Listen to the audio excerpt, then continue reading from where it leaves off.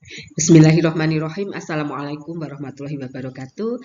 Salam sejahtera untuk kita semua. Bapak Ibu yang saya hormati, sahabat Widya Iswara.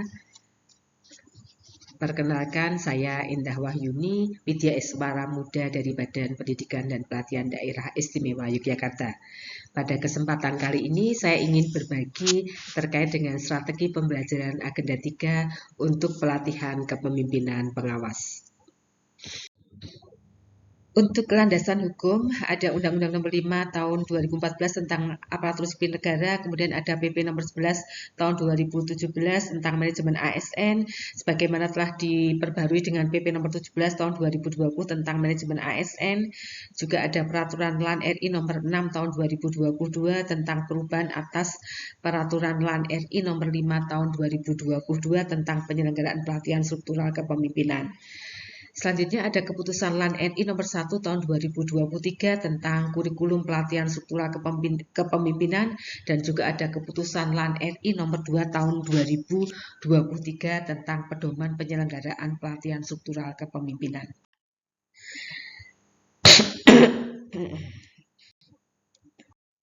Adapun struktur kurikulum mata pelatihan PKP terdiri dari mata pelatihan inti, mata pelatihan dasar, dan mata pelatihan pilihan. Mata pelatihan inti ada 4 agenda, yaitu kepemimpinan Pancasila dan bela negara, agenda kepemimpinan pelayanan, agenda pengendalian pekerjaan, dan agenda aktualisasi kepemimpinan pelayanan. Mata pelajaran dasar ada 3, yaitu digital skill dalam pembuatan kebijakan, self resilience, dan gender, disabilitas, dan sosial inklusi. Kemudian mata pelatihan pilihan ada beberapa, bisa dibaca di slide, dan peserta diminta untuk memilih 3 mata pelatihan pilihan. Learning Journey tahap Blended Learning PKP, pembelajarannya terdiri dari 95 jam pelajaran ditempuh dalam 104 hari. Mulai dari pembelajaran mandiri di mana peserta berada di kedudukan masing-masing, dilanjut dengan tahap e-learning, peserta berada di kedudukannya masing-masing, dan selanjutnya tahap pembangunan komitmen bersama, peserta berada di instansi masing-masing. Kemudian pembelajaran klasikal pertama, peserta berada di lembaga diklat di mana pelatihan kepemimpinan pengawas diselenggarakan. Selanjutnya tahap aktualisasi, peserta berada di instansinya masing-masing, dan tahap pembelajaran klasikal yang kedua, peserta kembali berada di lembaga diklat di mana pelatihan kepemimpinan pengawas dilakukan. Kembali, kita langsung menuju kepada pembelajaran agenda 3. Untuk deskripsinya, agenda 3 pelatihan kepemimpinan pengawas ini dimaksudkan untuk membekali peserta dengan kemampuan mengendalikan kegiatan pelayanan publik dengan mengedepankan perencanaan kegiatan dan anggaran pelayanan publik yang berorientasi pada manajemen mutu, pengawasan, dan pengendalian, serta mampu mengoptimalkan pemanfaatan teknologi informasi dan komunikasi. Tahap pembelajaran agenda 3 meliputi MOOC ada 16 jam pelajaran, e-learning 27 jam pelajaran, kemudian off campus yang pertama, lanjut klasikal yang pertama ada 33 jam pelajaran, off campus yang kedua, klasikal yang kedua. Nah, untuk desain pembelajaran e-learning dimulai dari hari ke-15. Untuk sinkronus ada 3 jam pelajaran. Nanti karena ini merupakan pertemuan pertama di tahap e-learning, fasilitator akan memulai dengan ucapan salam, kemudian memperkenalkan diri, membangun suasana pembelajaran yang kondusif, termasuk nanti peserta juga diminta untuk memperkenalkan diri secara singkat. Selanjutnya, fasilitator akan menyampaikan tujuan dan agenda pembelajaran, lalu dilanjut dengan review pembelajaran mandiri. Nanti peserta diminta untuk berbagi pengalaman selama mengikuti pembelajaran agenda 3 pada saat MOOC. Kemudian dilanjut dengan pemaparan penguatan materi e-learning. Selanjutnya presentasi tugas IC oleh peserta. Dan tak lupa nanti fasilitator akan menyampaikan tugas individu dan tugas kelompok yang pertama. pembelajaran sinkronus ditutup oleh fasilitator dengan ucapan terima kasih kepada seluruh peserta yang sudah mengikuti pembelajaran e-learning dengan semangat dan juga diakhiri dengan salam. Nah, pada tahap asinkronus 4 jam pelajaran nanti peserta akan melaksanakan atau mengerjakan tugas individu dan tugas kelompok yang sudah disampaikan oleh fasilitator. Untuk e-learning hari kedua, sinkronus ada 3 jam pelajaran, dimulai dari mengucapkan salam, ada ice breaking, membuat suasana kelas yang kondusif, kemudian fasilitator akan mereview pembelajaran sesi sebelumnya, dilanjut dengan presentasi tugas individu yang pertama dan juga tugas kelompok yang pertama. Kemudian fasilitator akan memaparkan penguatan materi agenda 3 e-learning dan menjelaskan tugas individu dan tugas kelompok yang kedua. Dan pembelajaran sinkronus ditutup dengan ucapan terima kasih dan assalamualaikum warahmatullahi wabarakatuh. Adapun pembelajaran asinkronus ada 6 jam pelajaran, nanti peserta akan mengerjakan tugas individu yang kedua dan juga tugas kelompok yang kedua. Di hari ke-17 untuk pembelajaran sinkronus tidak ada, pembelajaran asinkronus ada 6 jam pelajaran, nanti peserta tetap melanjutkan mengerjakan tugas individu kedua dan tugas kelompok kedua.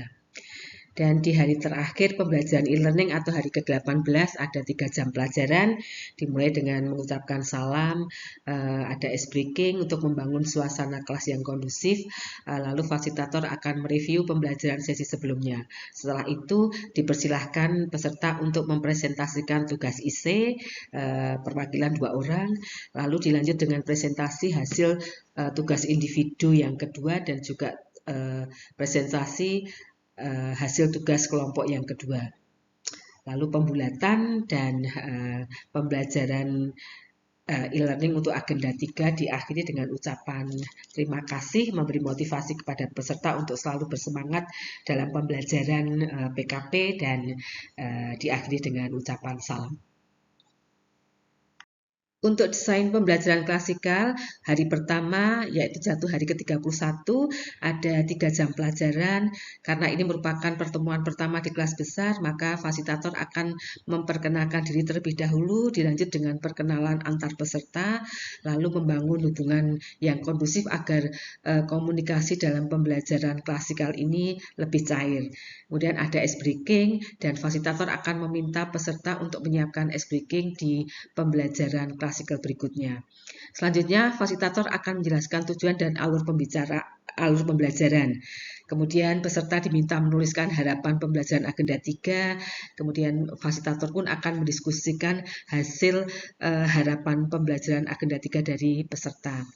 Peserta juga diminta untuk sharing pengalaman terkait dengan pembelajaran agenda 3 pada saat sesi e-learning. Dan nanti juga ada kuis untuk mengukur seberapa kemampuan peserta terhadap materi agenda 3 yang sudah dipelajari selama ini.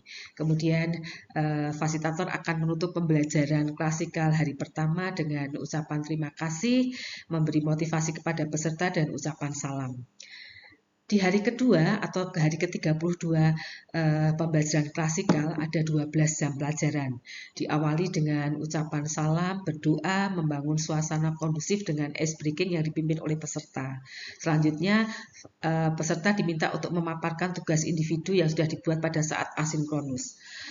Fasilitator akan mereview pembelajaran e-learning penguatan materi agenda 3. Dilanjutkan dengan pembagian kelompok, ada 8 kelompok, masing-masing kelompok diberi tugas dan nanti setelah tugas selesai dipersilakan untuk memaparkan hasil penyusunan tugas dalam bentuk role play. Kemudian fasilitator akan melakukan pembulatan dan juga mengevaluasi hasil tugas kelompok. Setelah itu akan ada diskusi studi kasus, nanti akan ditayangkan video pembelajaran dan peserta diminta untuk mendiskusikan terkait dengan kasus yang ditayangkan dalam video tersebut. Dan sesi berikutnya adalah penyampaian listener dari peserta, kemudian pembelajaran hari kedua klasikal ditutup oleh fasilitator dengan mengapresiasi terhadap peserta, ucapan terima kasih, dan juga Assalamualaikum warahmatullahi wabarakatuh. Hari ketiga pembelajaran klasikal ada 9 jam pelajaran, dimulai dengan ucapan salam, berdoa, membangun suasana kelas yang kondusif, ada ice breaking yang dipimpin oleh peserta. Kemudian fasilitator akan mereview materi pembelajaran klasikal hari kedua, juga memberikan umpan pertanyaan kepada peserta.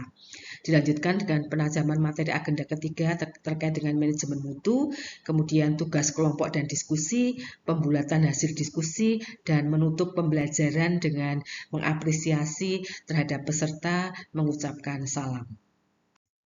Di hari ke-34 atau hari terakhir pembelajaran agenda 3, ada 9 jam pelajaran, fasilitator akan memimpin pembelajaran ini dengan berdoa bersama, kemudian membangun suasana pembelajaran yang kondusif, ada ice breaking yang dipimpin oleh peserta.